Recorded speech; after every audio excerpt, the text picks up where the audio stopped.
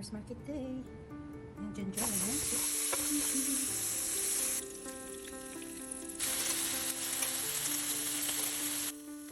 Na ang ating masarap na breakfast.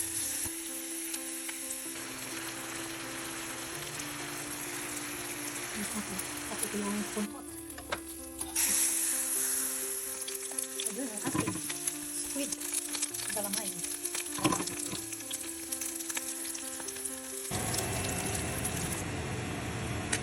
Fruit salad, Alden curry salad. 2 minutes, perfect ang pagkaluto. Baked whiting fillet. Ayan. Ayun, successful ang ating bitso. So ito siya, buburan mo lang siya ng brown sugar or white sugar after siya maluto. Ganyan lang siya kabilis. Ito kasi ang unang bitso na alam ko. Kasi dati sa amin madami nagtitinda ng ganito. Lalo na yung mga maraming tanim na kasawa. So most of the time, ang bitso sa amin sa Cebu ay gawa sa kasawa. So ito na nga yun. Bitso ni Mrs. G. Cebuano version. Cebu version. Yay. You. Happy birthday to you. How to heat a boiled egg. Ayan, niluto ko kasama ng chicken sausage. Parang hindi ko na kailangan i-pakuluan pala. Stir mo lang siya ng konti.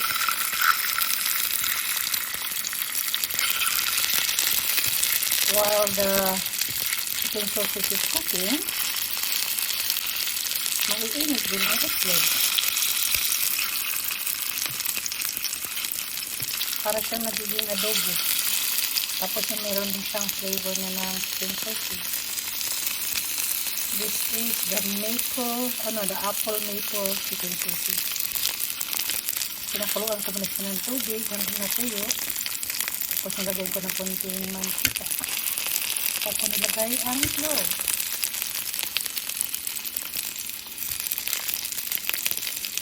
Ito ko yung kasi yung brown talaga. Ito may brown talaga. Ito yung pakuluan lang na flavor.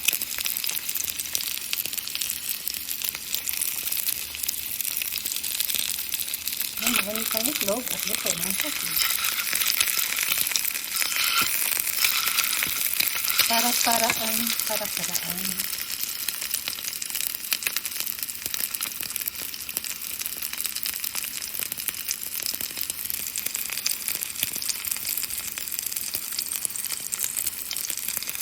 Pag may sugar talaga ang sausage, talagang nasusunog ang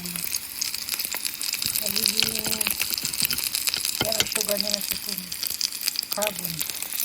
Kaya may itim.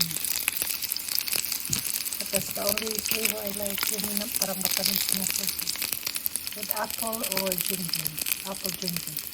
But this one is apple ginger. Okay.